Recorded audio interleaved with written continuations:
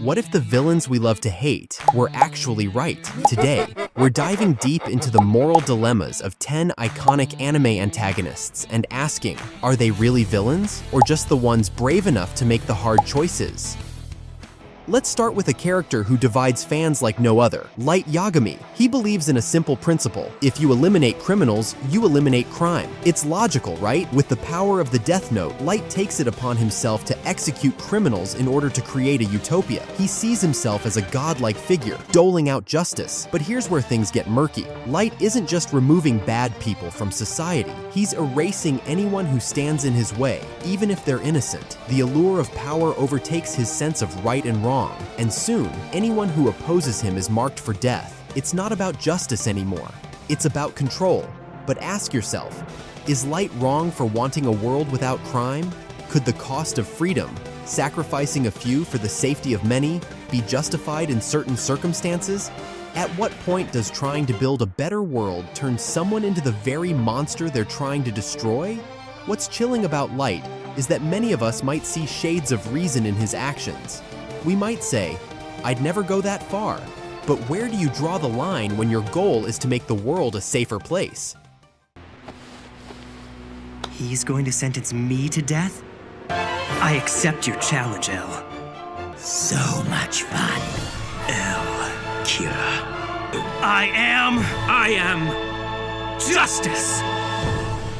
Next up, another mastermind with grand ideals, Lelouch Lamperouge from Code Geass. Lelouch is a rebel against an empire of tyranny, seeking to bring down a corrupt regime that's been oppressing his people for years. His goal? Revolution. But Lelouch's way of achieving peace is both brilliant and terrifying. With the power of Geass, he can control minds and bend anyone to his will.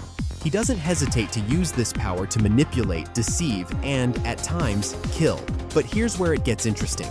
Unlike Light, but Lelouch doesn't crave godhood. He's willing to sacrifice everything, including his own life, to unite a fractured world. His Zero Requiem plan is the ultimate act of self-destruction. He becomes the villain the world unites against so that after his death, peace can flourish. He turns himself into the villain so no one else has to. Now, think about that. Would you have the strength to bear the weight of the world's hatred, knowing that, in the end, you're doing it for the greater good? Would you be willing to stain your hands with blood, sacrifice your friends, and die branded as a tyrant, just to ensure that others can live peacefully? Lelouch's journey forces us to question whether peace can ever truly be achieved without sacrifice. Can the ends justify the means? Is it possible for a villain to also be a hero? Hear me, Britannia! All you who have power! My rebellion will continue to grow! I declare the establishment of the United States of Japan!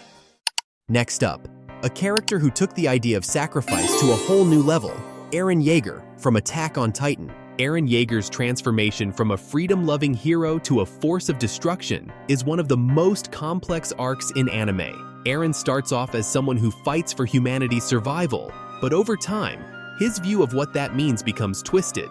His ultimate plan, the Rumbling, would lead to the genocide of almost the entire human population outside of Paradise Island. And yet, Eren's justification is rooted in love. Love for his people, love for his friends. He believes the only way to secure their future is to destroy everyone who threatens them. But here's the real question. Is Eren's goal any different from those of real-world leaders who have committed atrocities for the sake of their nation's security? To some, Eren is a monster. To others, he's a tragic hero who was pushed too far by a cruel world. If you knew that your loved ones would suffer or die unless you took drastic action, would you be willing to cross that line? Is there ever a justification for such mass destruction if it means protecting those closest to you? Eren's story forces us to ask a painful question. Is there a point at which protecting your own justifies the annihilation of others? And how far is too far?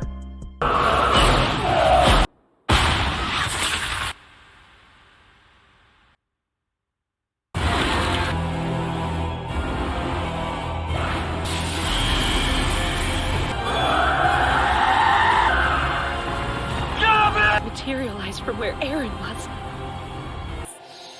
My name is Eren Yeager. Let's move from one leader to another, Sosuke Aizen from Bleach.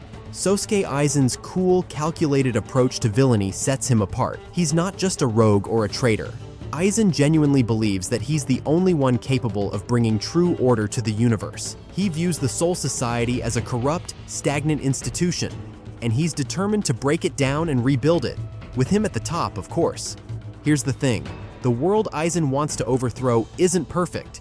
The Soul Society has its flaws, including an outdated hierarchy and unjust practices. Aizen sees himself as the person capable of reshaping this broken system. But what are his methods? Utterly ruthless. To him, power and control are the only ways to bring about true balance. The moral dilemma here is fascinating. Is Aizen's desire for a more structured and controlled world inherently wrong? If the system is broken, isn't it the duty of someone powerful enough to fix it? Or is his arrogance, his belief that only he knows what's best, the thing that ultimately makes him a villain? Aizen raises the question, what happens when one person believes they're the only one who can save the world? And how far would they go to do it? What is wrong?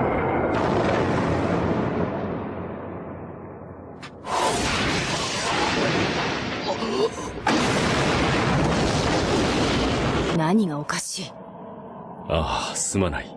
時間。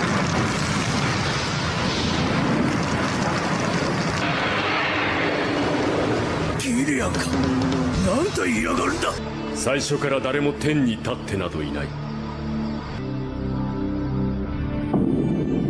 私が天に立つ。Now, let's talk about someone whose sacrifices were deeply personal. Itachi Uchiha from Naruto. From the moment we're introduced to Itachi Uchiha, we see him as the villain who slaughtered his entire clan, including his parents. But as Naruto unfolds, we learn the heartbreaking truth. It was all to protect the village he loved. Itachi's massacre of the Uchiha was a mission ordered by the very leaders of the Hidden Leaf Village to prevent civil war. Itachi's story is one of ultimate sacrifice. He bears the burden of being the villain in the eyes of the world, and more painfully, in the eyes of his younger brother, Sasuke, all to maintain peace in the village. He's willing to be hated, misunderstood, and ultimately die at the hands of his own brother just to ensure the safety of others. Now ask yourself, would you sacrifice your family for the greater good? Could you live with the weight of knowing that you're condemned to be remembered as a traitor, even though your actions were driven by love and duty? Itachi's life forces us to confront the tension between personal and collective morality. Can one man's sacrifice of the few, his own flesh and blood, truly be justified if it prevents the suffering of many?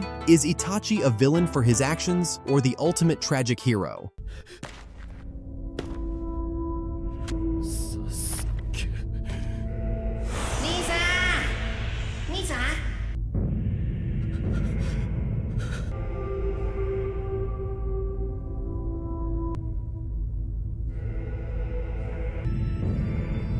許せ、サスケ。これで最後だ。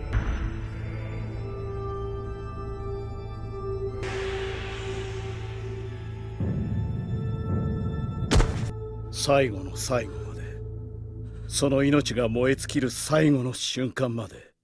Let's shift gears and move on to Dio Brando from JoJo's Bizarre Adventure. Dio Brando is, in many ways, a textbook villain. His ambition is limitless, and his thirst for power knows no bounds. From the moment he enters the Joestar family, he's set on one thing, rising above his station, no matter who he has to trample along the way. Dio seeks not just personal power, but to transcend humanity itself, becoming something far greater. But here's the question, is Dio's quest for power any different from the human desire for self-improvement? At its core, Dio's ambition is a twisted form of the same drive that pushes people to succeed, to be the best. He sees humanity as weak, flawed, and unworthy of greatness, so why not become something better? Dio's story invites us to think about ambition and the lengths people are willing to go to transcend their limitations. Can his pursuit of greatness be admired, even if his methods are abhorrent? Or is it this very desire to rise above others that makes him dangerous?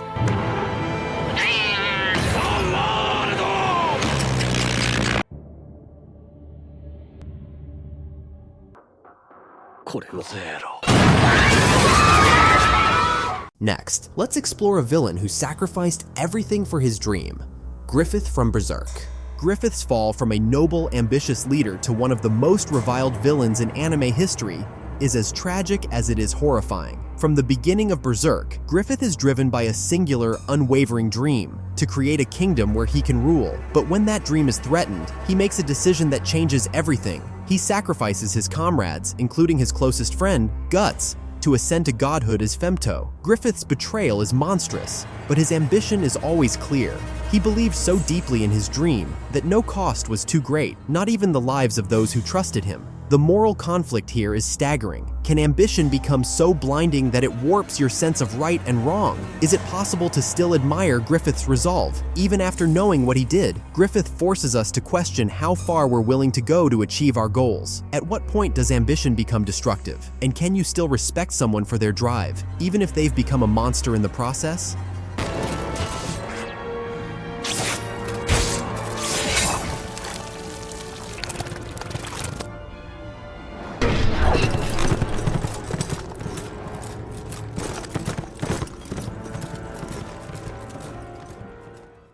Now, let's move on to someone who begins as a tyrant but slowly transforms. Meruem from Hunter x Hunter. Meruem, the Chimera Ant King, starts as a ruthless being who believes in his inherent superiority over humans. His view is simple: the strong should dominate the weak. But as he interacts with Komugi, a blind human girl, he begins to change. He starts to see value in humanity, not just as prey, but as something more complex, capable of compassion and growth. Meruem's evolution from a cold, calculating ruler to someone capable of empathy is one of the most profound character arcs in anime. It challenges our notion of what makes someone a villain. If someone can change, can they still be judged by their past actions? And what does it mean when a being born to dominate learns humility and love? Meruem's story forces us to consider whether redemption is possible for those who begin in darkness. Can someone who has committed atrocities ever truly be redeemed?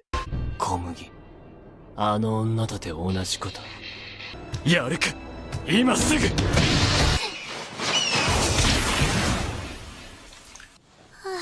ありがとうございます。なぜ助けを呼ばぬなんと脆い生き物なのだ何なのだこの生き物は Now let's switch gears to someone with a very different kind of motivation. Hisoka from Hunter x Hunter. Hisoka is one of the most enigmatic characters in Hunter x Hunter. He's not driven by power, revenge, or even a grand ideology. Hisoka lives for one thing: thrill. Specifically, the thrill of fighting strong opponents. His obsession with battle and his willingness to kill for pleasure make him one of the most unpredictable villains in anime. But here's the strange part. Hisoka's motivations, while twisted, are pure in their simplicity. He doesn't lie about who he is. He doesn't pretend to be anything more than a man chasing excitement. There's no grand philosophy or justification. He's a hedonist, living for the moment. This forces us to ask, is being a villain without any moral pretense possible? Can someone who acts purely on impulse be considered evil, or are they simply a force of nature? Hisoka's unpredictability challenges us to think about what truly makes someone a villain, intent or action. ひそか大丈夫だ。そうしなかったということは、殺意はないということだ。ご名答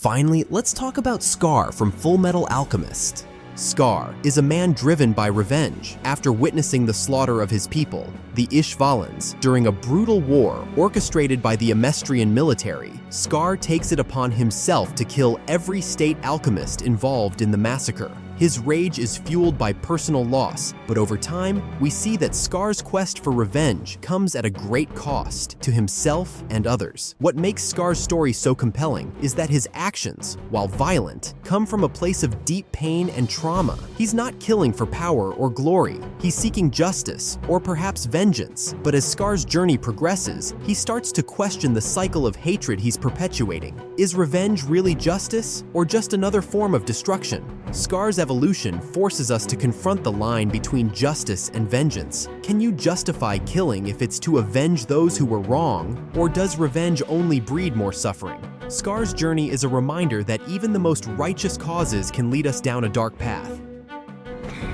Well then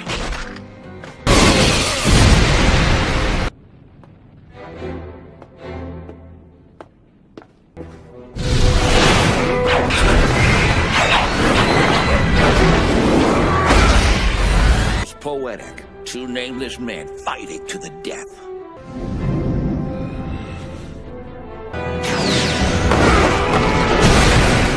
Each of these characters challenges our moral compass, making us wonder if, under the right circumstances, we might agree with them.